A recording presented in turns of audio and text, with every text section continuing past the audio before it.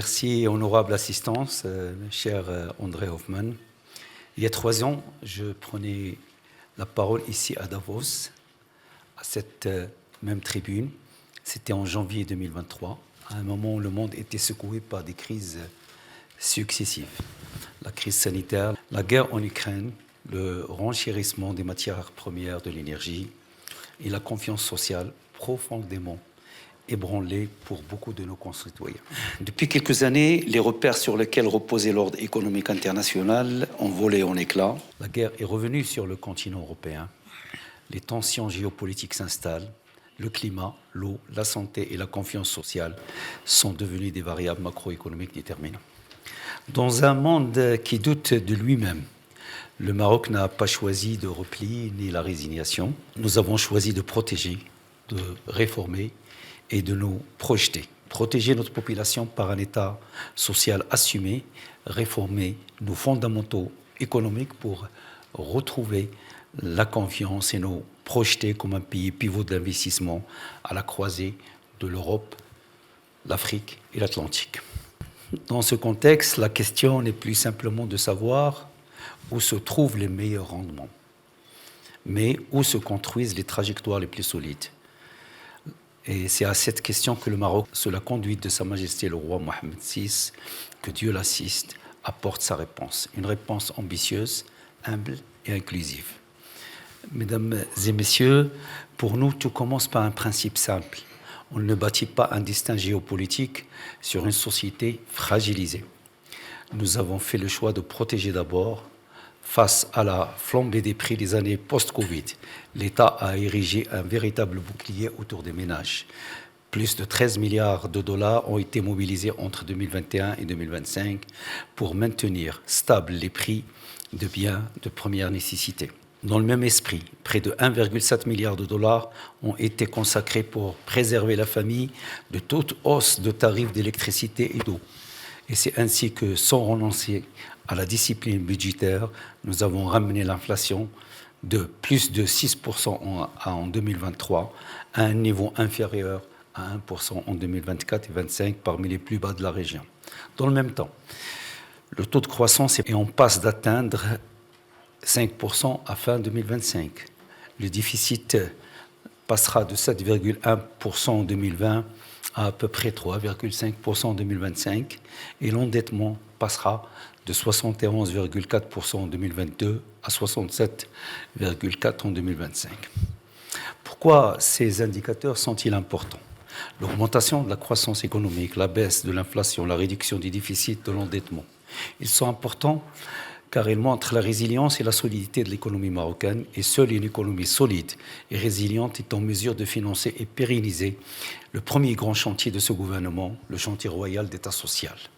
Sous les hautes orientations royales, et en quelques années seulement, le Maroc a généralisé l'assurance maladie obligatoire à l'échelle du pays. Plus de 32 millions de personnes, soit environ 88% de la population marocaine, bénéficient désormais d'une couverture médicale, contre 42% seulement avant le lancement de la réforme.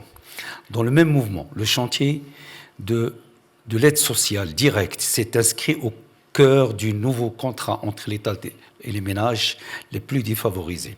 Depuis décembre 2023, près de 4 millions de familles, soit 12 millions de personnes, perçoivent chaque mois une aide financière directe de la part de l'État, et nous accordons également une place importante au renforcement de notre système de santé et à l'amélioration de la qualité du système éducatif. Ainsi, le gouvernement, et sur instruction royale, consacre en 2026 une hausse historique de près de 20% au budget de la santé et de l'éducation pour atteindre environ 13 milliards d'euros. Cette hausse permet d'accélérer la mise en œuvre des réformes majeures de ces deux secteurs pour moderniser et densifier leur infrastructure, mieux valoriser, y compris par la rémunération, l'engagement des personnels soignants et éducatifs, et mettre l'élève comme le patient au centre des réformes.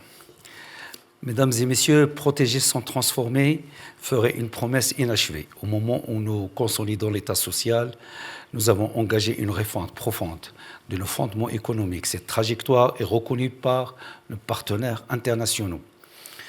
Sur le terrain de la confiance et de l'intégrité financière, le Maroc est successivement sorti de la liste grise du GAFI ainsi que des listes européennes associées. Puis le Royaume a retrouvé la catégorie Investment Grade auprès des grandes agences de notation. Le Fonds monétaire international a renouvelé sa confiance pour une ligne de précaution de 4,5 milliards de dollars. Tout cela n'est autre que le résultat d'une discipline budgétaire assumée, des réformes fiscales pluriannuelles et d'une gouvernance plus exigeante de la dépense publique et d'un effort constant de transparence. Parallèlement, à travers la mise en place de la charte d'investissement permettant de soutenir de toute taille, qu'ils soient nationaux ou étrangers, nous avons enclenché une accélération de l'investissement productif. En 2025, les investissements et les recettes brutes d'IDE ont atteint un record historique de plus de 5 milliards de dollars. Nous avons choisi, sous l'impulsion de Sa Majesté le Roi, de mener simultanément des réformes économiques et sociales, convaincus qu'il n'y a pas d'un côté le temps social et de l'autre le temps des marchés. S'il y a un seul temps, il n'y a qu'un seul temps, celui où un pays prouve qu'il peut tenir sa parole envers ses citoyens comme envers ses partenaires. À la croisée de l'Europe, de l'Atlantique et de l'Afrique, le Maroc s'est progressivement imposé comme un nœud logistique majeur. Tanger Med est devenu un des premiers ports conteneurs du monde. De nouveaux complexes portuaires industriels renforcent l'arc atlantique marocain et les corridors routiers, ferroviaires, numériques et demain gaziers dessinent une géographie de connectivité qui fait du Maroc une plateforme naturelle. Mais notre ambition dépasse la logistique. Le Maroc a fait le choix d'être un acteur de décarbonation. À fin 2025, plus de 46% de nos capacités installées d'énergie électrique est d'origine renouvelable. Il arrivera à 52% en 2030. Et également, nous avons engagé des programmes d'envergure mondiale, l'éolienne, le solaire et désormais l'hydrogène vert. Mesdames et messieurs, toutefois, aucun investisseur de long terme ne s'arrête aux infrastructures, aux mégawatts. Il s'interroge sur la lisibilité politique du territoire où il investit.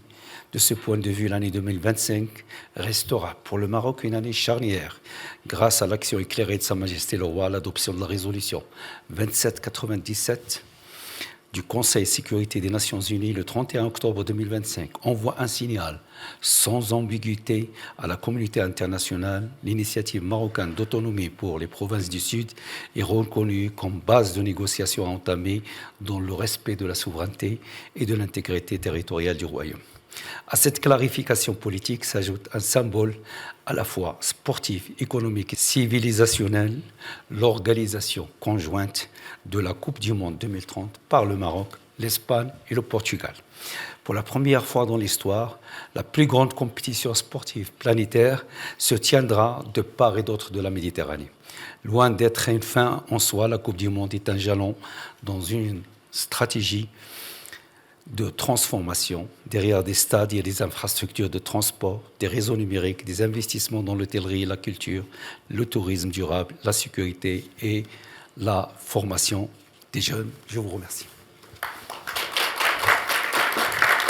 قبل ما تخرجوا ما تنسوش تابوناو في العشان يوتيوب وبارطاجيو الفيديو وديروا جيم وتابعوا الدار على مواقع التواصل الاجتماعي.